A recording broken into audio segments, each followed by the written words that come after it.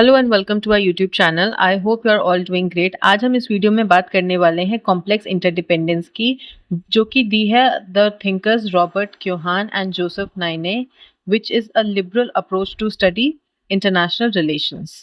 So Robert Keohane and Joseph Nye ये theory of complex interdependence की जो theory है वो दी थी इन द लेट 1970s अपनी बुक पावर एंड इंटरडिपेंडेंस में, जो कि पब्लिश हुई थी in the year 1977। So what is the book? It is Power and Interdependence, which was published in the year 1977। और ये बताना चाहते हैं कि किस तरीके से जो आज का एग्जिस्टिंग वर्ल्ड है वो किस तरीके से डेवलप हो रहा है, किस तरीके से वो डिफरेंट है फ्रॉम द रियलिस्ट परसेप्शन। जो रियलिस्ट जिस तरीके से उसको देखते हैं वो उसको ब्रेक डाउन करने की कोशिश करते हैं। सो जब कॉम्प्लेक्स इंटरडिपेंडेंस की थ्योरी डेवलप हुई थी, it was in the background of the 1970s oil embargo by the OPEC organisation. So OPEC organisations ने ऑयल पर बैन कर दिया था बिकॉज जो रिच वेस्टर्न नेशंस थे वो उनके रिसोर्सेज को एक्सप्लॉइट कर रहे थे, एंड जब उन्हें ये बात रियलाइज हुई तो वो एक ऑयल एम्बार्गो लगा देते हैं, एंड जिसकी वजह से ऑयल की प्राइसेस जो है वो बहुत ही ज़्यादा इन्फ्लेट कर जाते हैं एंड एक ऑयल क्राइसिस आ जाता है।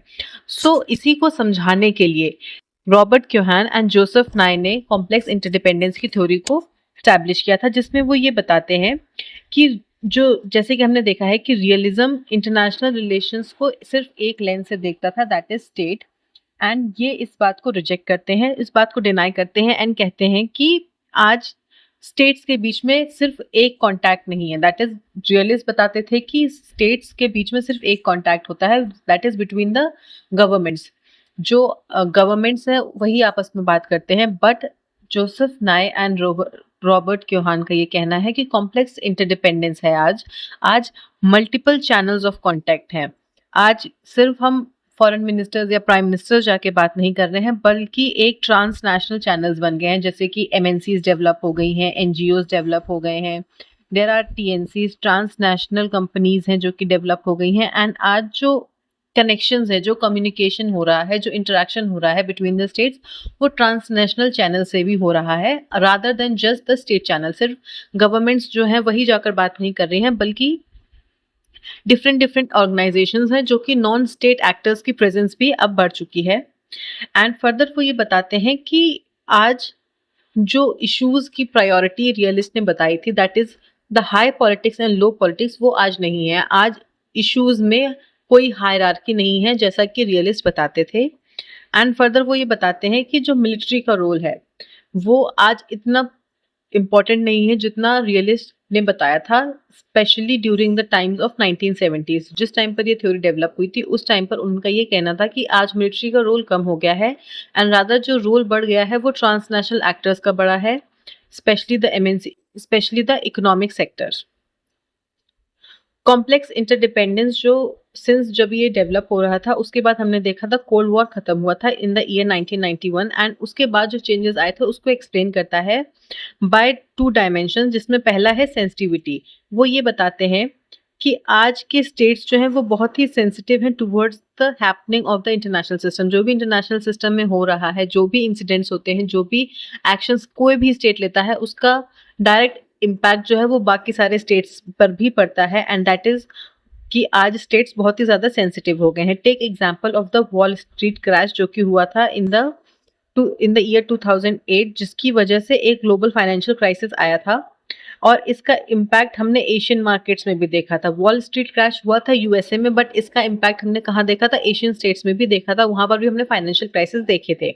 सो यही वो बताते हैं कि आज स्टेट्स जो है वो सेंसिटिव है towards the different incidents happening around the globe. जो भी इंसिडेंट होता है वो कहीं पर भी हो, उसका इफेक्ट जो है वो सब जगह पर दिखेगा, and that was seen in the 2008 global crisis.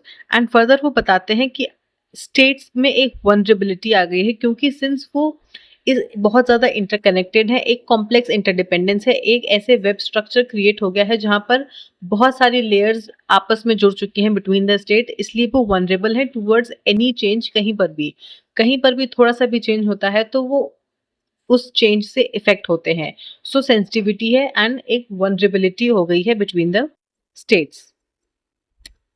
Further complex interdependence की जो थ्योरी है ये मेनली डिस्क्रिप्टिव है, ये आपको ये नहीं बताएगी कि आपको क्या करना चाहिए या फिर कोई यूटोपियन आइडिया नहीं देती है, बल्कि जो एग्जिस्टिंग है, जो इंसिडेंट्स हो रहे थे उसको डिस्क्राइब करने के लिए कॉम्प्लेक्स इंटरडिपेंडेंस की थ्योरी आई थी। एंड ये बताती है कि एक असिमेट्रिकल इंटरडिपेंडेंस पैदा हो गई है। फॉर एग्जाम्पल अगर कोई स्टेट है, स्टेट ए है एंड स्टेट बी है, जिसमें से स्टेट ए जो है वो ज्यादा ट्रेड करता है, ज्यादा सामान लेता है ट्रेड बी से। See, this is state A and this is state B. Suppose state A जो है वो स्टेट बी पर ज्यादा डिपेंडेंट है, उस स्टेट बी उसको ज्यादा सामान देता है एंड जिसकी वजह से उसकी डिपेंडेंसी उस पर ज्यादा है। लेकिन इसका ऑपोजिट जो है वो ट्रू नहीं है। स्टेट बी स्टेट ए पर उतना डिपेंडेंट नहीं है जितना स्टेट ए है। सो इसकी वजह से स्टेट बी के पास एक पावर आ जाती है, क्योंकि स्टेट ए की डिपेंडेंस स्टेट बी पर ज्यादा है और इसका वाइस वर्सा ट्रू नहीं है। सो इस वजह से स्टेट बी के पास एक पावर आ जाती है and that is the structural power, और इसका जब मन होगा ये स्ट्रक्चरल पावर को यूज कर सकता है। सो एक असिमेट्रिकल इंटरडिपेंडेंस से ये एक सोर्स ऑफ पावर बन चुका है। फिर वो बताते हैं कि सिंस आज जो एग्जिस्टिंग सोशल इंटरनेशनल सिस्टम है वो इतना कॉम्प्लिकेटेड है, इसलिए इंस्टीट्यूशंस की डिमांड ज़्यादा है, इतने ज़्यादा डीपली इंटैंगल्ड स्टेट्स हैं, तो कॉपरेशन करना ज़रूरी हो गया है। एक नीड हो गई है कॉपरेशन, क्योंकि अगर कॉपरेशन नहीं करेंगे, कहीं पर भी हम थोड़ा सा भी छेड़खानी करेंगे तो इसका इम्पैक्ट सब जगह दिखेगा, क्योंकि हम इतना ज़्यादा डीपली इंटैंगल हैं एक दूसरे के साथ। इसलिए राइज होता है डिफरेंट डिफरेंट इंस्टीट्यूशंस का, जो कि हम देखते हैं इन दिस पीरियड। स्पेशली हम देखते हैं WTO का राइज है, we see the rise of IMF, UN, ऐसी इंस्टीट्यूशंस का राइज हम देखते हैं ड्यूरिंग दिस टाइम पीरियड। अब इंटरडिपेंडेंस कोई न्यू कॉन्सेप्ट नहीं है, क्योंकि इंटरडिपेंडेंट हमेशा अच्छा होता आ रहा है। हमेशा से स्टेट्स जो है वो एक दूसरे के साथ ट्रेड करते हुए आ रहे हैं, हमेशा से ट्रेड रहा है। फॉर एग्जाम्पल एशियन टाइम्स में भी ट्रेड हुआ करते थे, सिल्क रूट हुआ करता था, हमेशा से ट्रेड रहा है। सो इंटरडिपेंडेंस कोई न्यू कॉन्सेप्ट नहीं है, लेकिन कॉम्प्लेक्स इंटरडिपेंडेंस जो है वो डिफरेंट है from the early type of interdependence, क्योंकि जो पहले की इंटरडिपेंडेंस थी वो सिर्फ स्टेट लेवल तक लिमिटेड थी, यानी सिर्फ गवर्नमेंट के बीच में इंटरडिपेंडेंस हो रहा है। और अगर कभी भी कोई डिस्प्यूट होता है, कोई रिजॉल्व होता है, तो it was very easy to cut that contact, क्योंकि सिर्फ एक ही चैनल है कॉन्टैक्ट का, दैट इज स्टेट का स्टेट से कॉन्टैक्ट है। और अगर इन दो स्टेट्स के बीच में कोई कॉन्टैक्ट है तो गवर्नमेंट अपना वहां से टाई काट देगी, तो ये एक चैनल को खत्म करना इजी होता था। लेकिन कॉम्प्लेक्स इंटरडिपेंडेंस में ऐसा नहीं है। आज इन दो स्टेट्स को कनेक्ट करने के लिए बहुत सारे चैनल्स हैं, और आपको नहीं पता है कि आप कौन सा चैनल काट रहे हो और कौन सा बच रहा है। सो आज का जो इंटरडिपेंडेंस है वो बहुत ज्यादा इंटैंगल्ड है, बहुत ज्यादा डायनेमिक है। फर्दर जो अर्लियर इंटरनेशनल रिलेशंस थे, जो पहले की इंटरनेशनल डिपेंडेंस थी, वो डोमिनेटेड थी by the military force and security concerns. अगर कभी भी कोई इशू होता है, या तो वो चैनल कट कर सकते थे और they were ready to use military force. Military force का यूज करना वाज वेरी इजी, वो तुरंत मिलिट्री फोर्स को यूज कर सकते थे और उस कॉन्फ्लिक्ट को रिजॉल्व कर सकते थे बाय दैट। लेकिन आज जो है वो ऐसा नहीं हो सकता है। पहले जो इंटरडिपेंडेंस थी वहां पर प्रॉब्लम्स थी अनार्की की, सिक्योरिटी डिलेमा जैसी प्रॉब्लम थी, बट आज ऐसा नहीं है। आज की इस इंटरनेशनल सिस्टम में ये चीज एग्जिस्ट नहीं करती है। एंड मिलिट्री फोर्स जो थी वो अल्टीमेट आर्बिटर थी। इंटरनेशनल सिस्टम जो अर्लियर था वहां पर military capability primary currency of power थी। दैट इज, अगर आपके पास मिलिट्री पावर बहुत स्ट्रांग है तो आप एक स्ट्रांग नेशन हो, लेकिन अगर आप मिलिट्री पावर आपकी अच्छी नहीं है तो आपको इजिली कोई भी क्रम्बल कर सकता था। लेकिन आज की जो इंटरडिपेंडेंस है वहां पर आपकी इकोनॉमिक पावर देखी जा रही है। अगर आपके पास बहुत बड़ी मिलिट्री है लेकिन अगर आपकी इकोनॉमिक पावर वीक है, तो आप एक डेवलप्ड स्टेट, एक स्ट्रांग स्टेट नहीं माने जाओगे, क्योंकि अगर आपकी इकोनॉमी अच्छे कंडीशन में नहीं है तो आपको क्रम्बल करना डिफिकल्ट नहीं होगा एक स्ट्रांगर नेशन के लिए। सो ये आज नहीं एग्जिस्ट करता है। फिर हमने देखा था कि रियलिस्ट जो है वो प्रायोरिटी देते हैं हाई पॉलिटिक्स को। So what is high politics? High politics होता है जब हम बात करते हैं about the security and survival of a state. जब हम मिलिट्री फोर्सेस की बात करते हैं, this is high politics, like security and survival. लेकिन जो कॉम्प्लेक्स इंटरडिपेंडेंस है वो फोकस करता है ऑन द लो पॉलिटिक्स। और लो पॉलिटिक्स बात करती है उन इश्यूज की जिनको हम इम्पोर्टेंट नहीं समझते हैं। फॉर एग्जाम्पल क्लाइमेट चेंज के इश्यूज हैं, टेररिज्म के इश्यूज हैं, जिसको पहले इंपॉर्टेंस नहीं दी जाती थी। रियलिस्ट के ट्रेडिशंस में जिसको इंपॉर्टेंस नहीं दी जाती थी, जिनको समझा था कि ये इंपॉर्टेंट नहीं है, अगर कभी भी कोई क्राइसिस आता है तो सबसे ज़्यादा इंपॉर्टेंट स्टेट की सिक्योरिटी एंड सर्वाइवल है। लेकिन जो कॉम्प्लेक्स इंटरडिपेंडेंस के थ्योरिस्ट है, उनका ये मानना है कि इंटरनेशनल सिस्टम में कोई भी हायरार्की एग्जिस्ट नहीं करती है ऑफ द इश्यूज। ज़रूरी नहीं है हमेशा सिक्योरिटी एंड सर्वाइव, मिलिट्री जो हाई पॉलिटिक्स है वही एक हायर पोजीशन पे हो। आज के टाइम पर हम ये देख रहे हैं कि लो पॉलिटिक्स भी उतनी ही इंपॉर्टेंस रख रही है। फॉर एग्जाम्पल, आज ग्लोबल क्लाइमेट चेंज एक सीरियस इशू है जो कि सेंटर स्टेज ले रहा है। फिर हमने देखा था कोविड के टाइम पर जो सप्लाई चेन रेजिलियंट था, जो डिस्ट्रप्शन हुआ था इन द इकोनॉमी, उसने सेंटर स्टेज लिया था। सो हमने देखा है कि किस तरीके से लो पॉलिटिक्स ने भी सेंटर स्टेज लिया है एंड एक इंटरनेशनल सिस्टम में इश्यूज की हायरार्की एग्जिस्ट नहीं करती है। फर्दर हमने रियलिस्ट थ्योरीज में देखा है, रियलिज्म थ्योरी में देखा है कि वो बिलीव करते हैं in the zero sum game. That is, अगर मेरा फायदा हो रहा है तो सामने वाले का नुकसान होगा, तभी मेरा फायदा होगा। That was how they believe. लेकिन आज जो कॉम्प्लेक्स इंटरडिपेंडेंस है वहां पर इंफ्रास्ट्रक्चर ऑफ पीस ज्यादा विजिबल है। हम ये देख रहे हैं कि ग्लोबल पॉलिटिक्स जो है वो ज्यादा कोऑपरेटिव दिख रही है आज के टाइम पर, and there are more institutions that are being developed. हर जगह पर हम देख रहे हैं कि कहीं ट्रीटी साइन हो रही हैं, बायलैटरल एग्रीमेंट साइन हो रहे हैं, ट्रेड के एग्रीमेंट साइन हो रहे हैं, पीस ट्रीटी साइन हो रही है। हर दिन हम देखते हैं कुछ ना कुछ एग्रीमेंट साइन होते हैं between the states to keep this connection going. इस इंटरडिपेंडेंस को रखने के लिए, एक कोऑपरेटिव एनवायरनमेंट को बनाए रखने के लिए ट्रीटीज एंड एग्रीमेंट्स हर दिन साइन होते हैं। सो आज हम ये देख रहे हैं कि कॉपरेशन जो है वो ज्यादा विजिबल हो रहा है rather than conflict based features. आज मिलिट्री इतनी प्रोमिनेंस नहीं रख रही है जितनी कि ट्रेड एंड इकोनॉमी और कॉम्प्लेक्स डिपेंड जो लो पॉलिटिक्स है वो उतनी इंपॉर्टेंस रख रही है।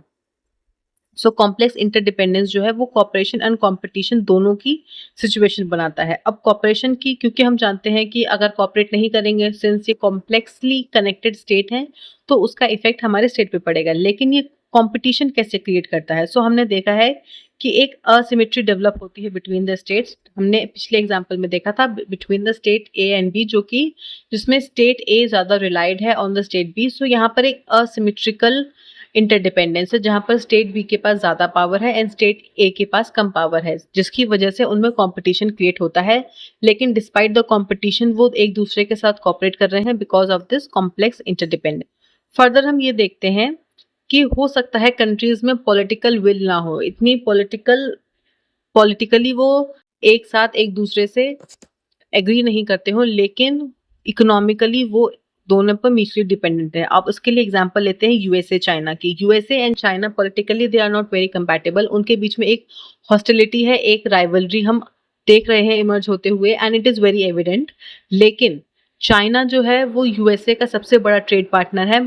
अगर हम इकोनॉमिकली देखें तो वो एक दूसरे के साथ बहुत ज़्यादा म्यूचुअली डिपेंडेंट है। सो यही वो बताना चाहते हैं। अदर फिर हम नेक्स्ट एग्जांपल देखते हैं इंडिया एंड चाइना का। India and China have border issues. उनके पॉलिटिकल राइवलरी, हम एक पॉलिटिकल हॉस्टिलिटी देखते हैं, उनके बीच में कुछ इश्यूज एग्जिस्ट करते हैं जिनको सॉल्व करना भी बाकी है। वहाँ पर हम कोई सोल्यूशन नहीं निकाल पा रहे हैं, लेकिन जो म्यूचुअल इंडिपेंडेंस है, म्यूचुअल इंटरडिपेंडेंस है बिकॉज ऑफ द इकोनॉमी, वो एग्जिस्ट करती है।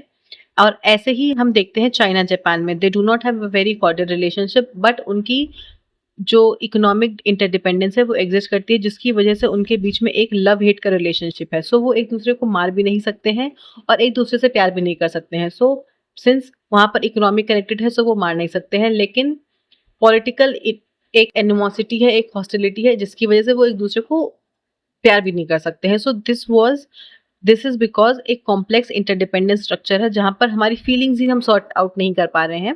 सो this type of system has been created. Further हम देखते हैं एक ग्लोबल कॉमन्स का इशू है। अब what is global Commons? Global Commons होते हैं ऐसे इश्यूज या कंसर्न्स जो कि ग्लोबली सबके लिए अप्लाई होते हैं। For example climate change. Climate change हो रहा है जिसकी वजह से ग्लोबल वार्मिंग हो रही है। वाटर लेवल, सी वाटर लेवल राइज हो रहा है, सी लेवल राइज हो रहा है, ग्लेशियर पिघल रहा है, कहीं पर सूखा आ रहा है, there are floods and storms and drought, सब तरीके की परेशानियां हो रही हैं। So global so climate change जो है वो एक ग्लोबल कॉमन है, क्योंकि इसका इफेक्ट जो है वो सब जगह पर पड़ेगा और इसको यूनिलैटरली हम हैंडल नहीं कर सकते। ऐसा नहीं होगा कि अगर इंडिया अपने कार्बन कंजप्शन को कम कर देता है, कार्बन एमिशन कम कर देता है, तो उससे पूरा एनवायरमेंट जो है वो सुधरने वाला नहीं है, क्योंकि एनवायरमेंट उसके लिए सबको साथ आना पड़ेगा एंड सबको अपना एमिशन कम करना पड़ेगा, तभी ये इशू रिजॉल्व हो सकता है। सो आज के टाइम पर ऐसे इश्यूज डेवलप हो गए हैं जिसकी वजह से सबको एक साथ एग्जिस्ट करना, एक साथ में इंटरडिपेंडेंस बढ़ गई है उनकी। Another example is terrorism. Terrorism एक ऐसा इशू है, सिंस ग्लोबलाइज्ड वर्ल्ड है, आई इतनी ज़्यादा टेक्नोलॉजी डेवलप हो गई है, कम्युनिकेशन बढ़ गया है, सो उसकी वजह से एक इंसान किसी भी कोने में बैठकर दूसरी बहुत मीलों दूर बैठे इंसान को इजीली ब्रेन वॉश कर सकता है and can insight them into going for terrorism. So terrorism आज एक रीजनल प्रॉब्लम हो गई है। ऐसा नहीं है कि वो सिर्फ एक जगह पर है, बल्कि हम उसको कहीं जगह पर देखते थे, वो आज सब जगह फैल गया है। पहले वो कहीं एक जगह पर लोकेटेड था, लेकिन आज की टेक्नोलॉजी इतनी ज़्यादा डेवलप हो गई है कि हम टेररिज्म के जो ब्रेन वॉश्ड पीपल है वो सब जगह पर एग्जिस्ट करते हैं एंड इसको अगर हम खत्म करना चाहते हैं तो ये इम्पॉर्टेंट है कि हमें एक ग्लोबल सपोर्ट मिले, एक ग्लोबल कॉपरेशन हो स्टेट्स के बीच में, तभी हम ऐसी जो ग्लोबल कॉमन इश्यूज हैं उनको सॉल्व कर पाएंगे एंड ये भी एक कॉम्प्लेक्स इंटरडिपेंडेंस का। फर्दर हम ये देखते हैं कि कॉम्प्लेक्स इंटरडिपेंडेंस जो है, जो उसके थ्योरिस्ट हैं वो ये मानते हैं, वो रियलिज्म को बिल्कुल ही नेग्लेक्ट नहीं करते हैं, उसको डिसरिगार्ड नहीं करते हैं, बल्कि वो एक्सेप्ट करते हैं रियलिस्ट आइडियाज़ को भी और मानते हैं कि सिस्टम में अनार्की है, लेकिन सिंस वहाँ पर अनार्की होने के बावजूद एक इंटरडिपेंडेंस भी है, एक कॉपरेशन भी है। ऐसा नहीं है कि अनार्की की वजह से वहाँ कॉपरेशन नहीं हो सकता है, क्योंकि आज वहाँ पर कॉपरेशन हो रहा है और हम उसको देख रहे हैं। फर्दर वहाँ पर हमने रियलिज्म में देखा है कि वो रियलिज्म बात करती है हार्ड पावर की, दैट इज मिलिट्री यूज़। हम मिलिट्री का यूज़ करें, कोर्सिव पावर यूज़ करें, ये हार्ड पावर होती है और इसकी बात की है रियलिज्म ने। फिर आते हैं जोसेफ नाई जो कि बात करते हैं सॉफ्ट पावर की, दैट इज़ हम परसुएशन यूज़ करें, अपनी कल्चरल आइडियाज़ को, अपनी जो व्यूज़ हैं, कल्चरल आइडियाज़ हैं, उनको लोगों में स्प्रेड करें, उनको परसुएट करें, उनको अपने व्यू से, अपनी थॉट से, अपने बिलीफ कल्चर से, इससे इम्प्रेस करके उनको इन्फ्लुएंस करें। So that is soft power. For example yoga है, बॉलीवुड है, सिनेमा है, ये सॉफ्ट पावर का आइडिया है। इंडियन फूड है, स्पेशली द बटर चिकन, जो कि आज इतना सब जगह बहुत ही ज़्यादा फेमस है। सो ये हमारे सॉफ्ट पावर का पार्ट है, जो कि आइडिया है जोसेफ नाइक का, जो बिलीव करते हैं परसुएशन विदाउट कोअर्जन। लेकिन जोसेफ नाइक फर्दर आइडिया देते हैं स्मार्ट पावर का और वो कहते हैं कि सिर्फ सॉफ्ट पावर डेवलप करना या सिर्फ हार्ड पावर डेवलप करना बेनिफिशियल नहीं होगा। अगर आप बहुत ज़्यादा हार्ड पावर यूज़ करेंगे तो वो आपकी वैल्यू को कम करेगा, आपकी इमेज को, आपके रेपुटेशन को कम करेगा इन द इंटरनेशनल सिस्टम। और सिर्फ सॉफ्ट पावर पर रिलाई करना बेवकूफ़ी होगी, क्योंकि आप भले ही कितना भी परसुएट कर लें, कितना भी अपने कल्चर को स्प्रेड कर लें, हार्ड पावर इंपॉर्टेंट है, मिलिट्री इंपॉर्टेंट है। सो इसलिए वो आइडिया देते हैं स्मार्ट पावर का, जो कि बात करती है to combine soft power and hard power को, दोनों को जब हम कंबाइन कर देते हैं तो वो बन जाती है स्मार्ट पावर। और इसका आइडिया किसने दिया है? जोसेफ नाई ने। और वो बात करते हैं एक स्मार्ट पावर को, एक स्मार्ट आइडिया को फॉलो करना, जहाँ पर हमें जब भी मिलिट्री इश्यूज हो, जब भी आपके कोई सोवरेन, आपकी टेरिटोरियल इंटीग्रिटी को हार्म करता है, तो आप हार्ड पावर को यूज करें। लेकिन अदर देन दैट जब इकोनॉमी एंड ट्रेड ऐसी बातें आती हैं तो आपको अपनी सॉफ्ट पावर को यूज करना चाहिए और अपने कॉपरेशन को मेंटेन रखना चाहिए। एंड ये जो उनकी बैलेंस्ड अप्रोच है, जहाँ पर वो रियलिटी को समझ रहे हैं और जान रहे हैं कि इंटरनेशनल सिस्टम कोई यूटोपियन वर्ल्ड नहीं है जहाँ पर अचानक से पीस आ जाएगा, हम पीस स्टैब्लिश कर लेंगे। इसकी वजह से उनको रियलिस्टिक लिबरल्स भी कहा जाता है, क्योंकि वो एग्जिस्टिंग रियलिटी को अपना रहे हैं एंड उसको एक्सेप्ट करते हुए बता रहे हैं कि हमें क्या करना चाहिए, किस तरीके से ये सिस्टम जो है वो बेटर हो सकता है। एंड जिसमें से वो एक आइडिया देते हैं अबाउट द स्मार्ट पावर। और ये एम्फेसाइज करता है of the growing importance of transnational actors and non state actors, और किस तरीके से आज मिलिट्री फोर्स की वैल्यू कम हो गई है। हम ज़्यादा प्रेजेंस देखते हैं। अगर आपने देखा होगा कोई बहुत बड़ी जो मीटिंग्स होती हैं, समिट्स होते हैं, उसमें हम बिजनेसमैन को देखते हैं and there are other NGOs का प्रेजेंस देखते हैं हम बहुत जगह पर। तो वो इसलिए है क्योंकि आज उनका इम्पोर्टेंस भी बहुत ज़्यादा बढ़ गया है, वो भी एक इम्पॉर्टेंट रोल प्ले कर रहे हैं एक इंटरनेशनल सिस्टम। एंड हमने देखा है कि आज जो डोमेस्टिक पॉलिटिक्स है उसमें मिलिट्री पावर से ज़्यादा फोकस किया जाता है वेलफेयर एंड इकोनॉमिक डेवलपमेंट पे, क्योंकि ये जो डोमेस्टिक सिस्टम जो है आपका वो इन्फ्लुएंस करता है आपकी इंटरनेशनल इमेज कैसी होगी। आज ज़्यादा फोकस है on creating a good life, एक लिविंग ऑफ स्टैंडर्ड को बढ़ाना, जॉब्स देना, एम्प्लॉयमेंट को बढ़ाना, एक अच्छी वेल सेटल्ड लाइफ को स्टैब्लिश करना, वेलफेयर, इकोनॉमिक डेवलपमेंट, इन चीज़ों पर ज़्यादा फोकस दी जाती है। एंड सिक्योरिटी अलोन, सिर्फ सिक्योरिटी पे, सिर्फ मिलिट्री पावर बढ़ाने पर ही ज़्यादा एम्फेसिस नहीं है। और हम देख सकते हैं कि किस तरीके से ये कॉम्प्लेक्स इंटरडिपेंडेंस जो है वो एक कोऑपरेटिव इंटरनेशनल ऑर्डर को स्टैब्लिश करता है। So this was all about the complex interdependence. I hope आपको ये समझ में आया होगा। Now let us have a look at very important facts जो कि आपके एग्जाम में आपको काम आ सकते हैं। सी हम ये इम्पोर्टेंट, ये सम ऑफ द बुक्स हैं जो कि आप इसको स्क्रीनशॉट ले सकते हैं and you can read it further. Some of the books and some of the thinkers and their important books. Now next is the books again.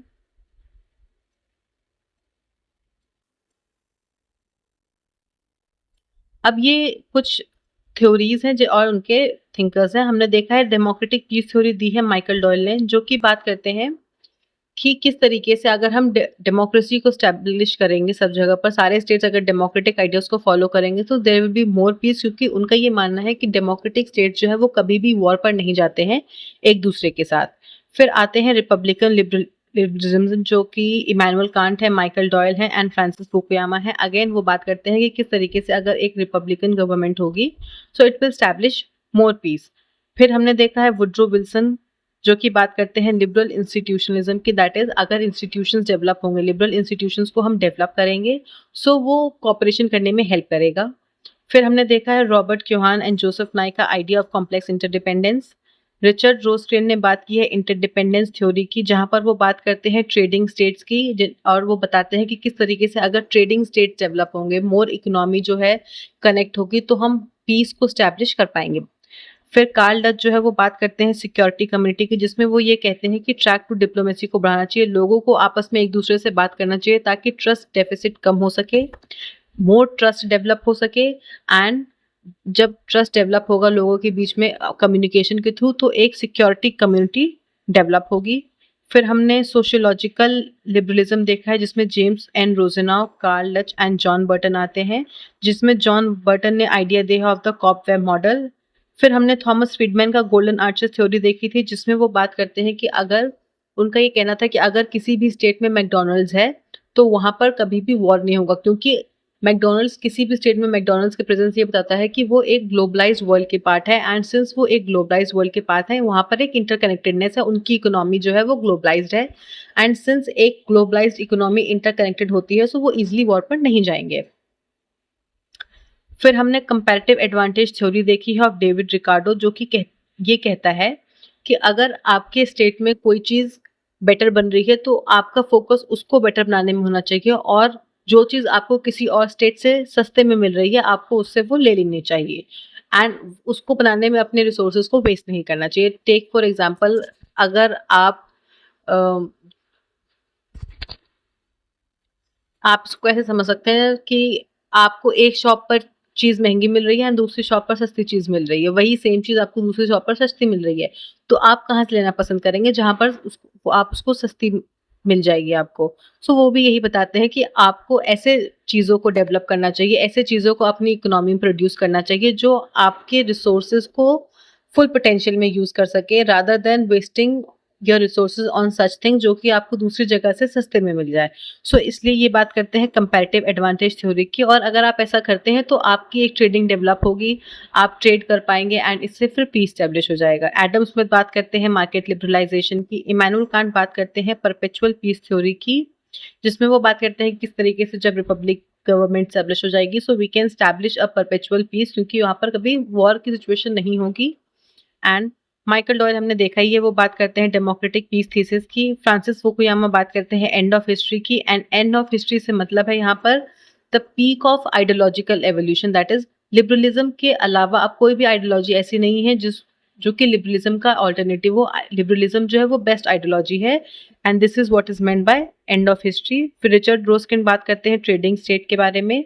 And sociological liberals जो हैं लाइक जॉन बर्टन वो बात करते हैं track two diplomacy की। Track two diplomacy होती है between people to people, जो एमएनसीज हैं एंड टीएनसीज, एनजीओज, इनके बीच में जो डिप्लोमेसी होती है that is track two diplomacy. फिर एब्सोल्यूट गेन्स हमने देखा है। एब्सोल्यूट गेन्स लिबरल थ्योरिस्ट का मानना है कि रिलेटिव गेन्स से ज़्यादा फोकस उनका एब्सोल्यूट गेन्स पे होता है। दैट इज़ वो अपना बेटर करना चाहते हैं, सामने वाले का बेटर हो रहा है, कितना बेटर हो रहा है वो इम्पोर्टेंट नहीं है, पर अगर उनका गेन हो रहा है दैट इज़ इम्पोर्टेंट। फिर वुड्रो विल्सन हमने देख ही लिया है। फॉर द जोसेफ नाय theory of global security community, these are all the points we have. So this was all for today and please do not miss the important facts जो कि इसमें mention है, they are important and that was all for today. I hope आपको ये समझ में आया होगा concept and do not forget to like, share and subscribe to this channel and आपके कोई भी doubts है please drop it in the comment section. Till then keep watching, keep learning. Bye bye. Thank you.